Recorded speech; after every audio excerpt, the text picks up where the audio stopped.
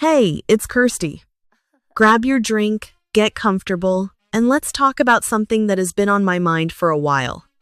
Because if you've spent any amount of time online lately, you've probably noticed a pattern. The people spreading positivity often have to fight for every view. The people minding their business are usually growing slowly. But somehow, the people causing chaos, starting drama, and tearing others down seem to get pushed right to the front of the line. And that's because somewhere along the way, the internet discovered something very powerful. Negativity sells. Outrage sells. Conflict sells. And whether we like it or not, many of the platforms we use every day are built to reward exactly that. So today, I want to talk about how mean girl culture became one of the internet's biggest industries, why toxic behavior keeps getting rewarded, and what role all of us play in keeping the cycle going. Because this conversation is bigger than influencers. It's bigger than YouTube. It's bigger than TikTok. This is about human nature. And trust me, there is plenty to unpack. Let's start with something uncomfortable. The algorithm doesn't care if content is good. It doesn't care if content is kind. It doesn't care if content is helpful. The algorithm only cares whether people engage. If a video gets people arguing in the comments for 3 hours, the platform sees that as success. If a live stream has people fighting in the chat, the platform sees that as engagement. If a creator posts something outrageous and thousands of people rush over to react, the platform sees that as interest. The algorithm doesn't stop and ask whether something is healthy. It simply asks one question: are people paying attention? And that's where the problem starts. Because outrage grabs attention faster than almost anything else. Think about it. If you scroll past a video of somebody helping their neighbor, you might smile and keep scrolling. But if you see a video of somebody being rude, disrespectful, or causing drama, you stop. You watch. You might even leave a comment.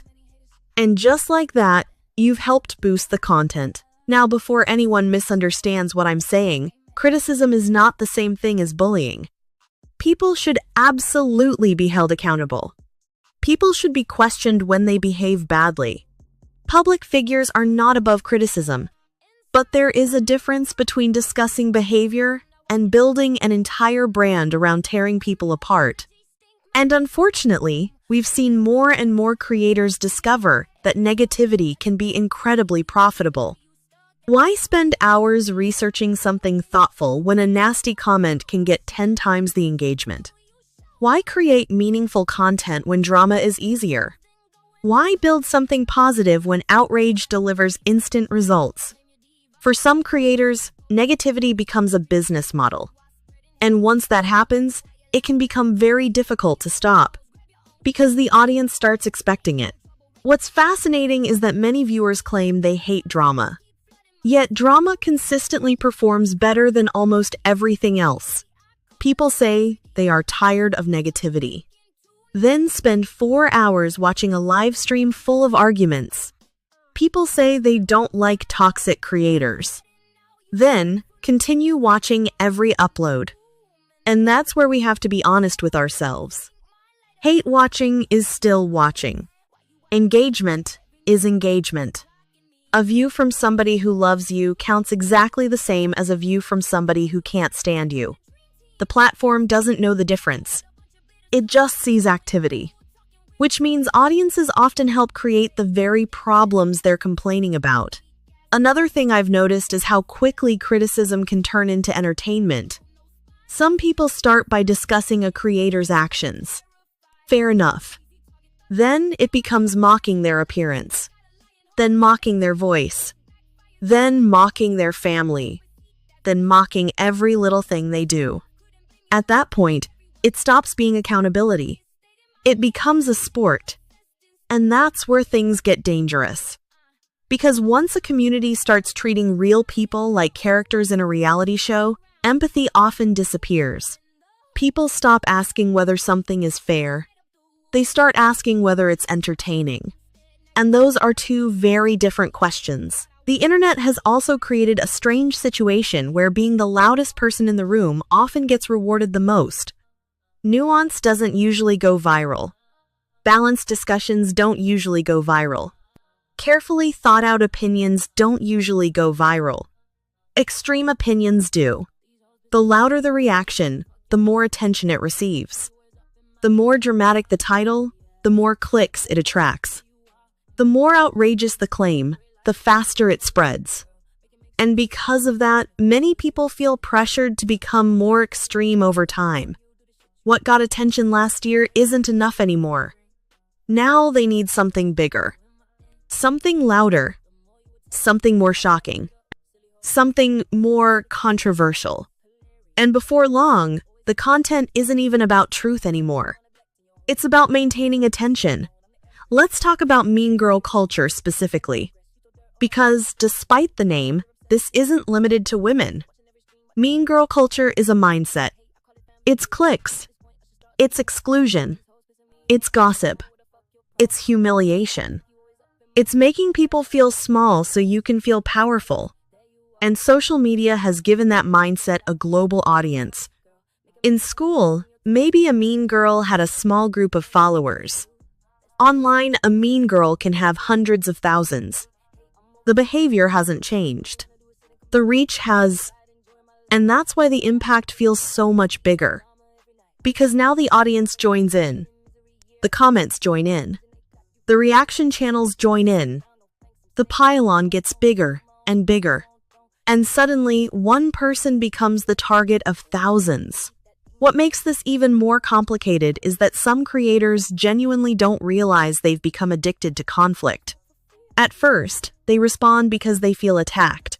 Then they respond because they feel justified. Then they respond because the views go up. Then, eventually, the drama becomes part of their identity. Without it, they don't know what to post. Without it, engagement drops. Without it, the audience gets bored. And that's a difficult cycle to escape.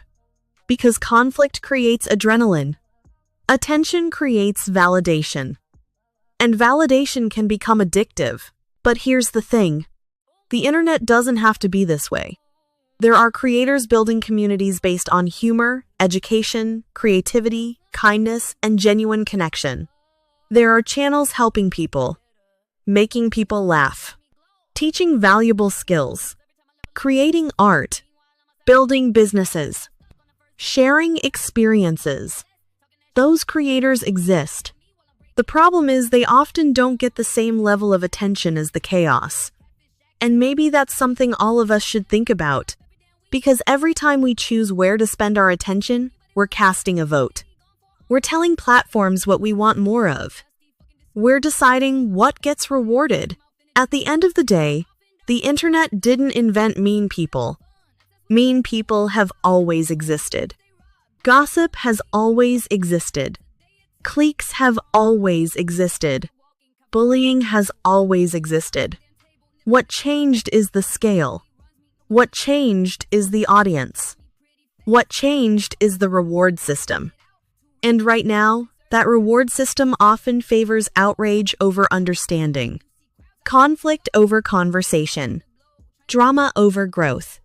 But that doesn't mean we have to participate in it. We can choose differently. We can support creators who add value. We can think critically before joining a pile-on. We can disagree without becoming cruel. And we can remember that behind every profile picture is a real human being. Because if we're honest, the internet doesn't just reflect who creators are. It reflects who audiences are too. And maybe that's the hardest truth of all. So what do you think? Has social media made mean girl culture worse? Or has it simply exposed behavior that was already there? Drop your thoughts in the comments below because I really want to hear your perspective on this one.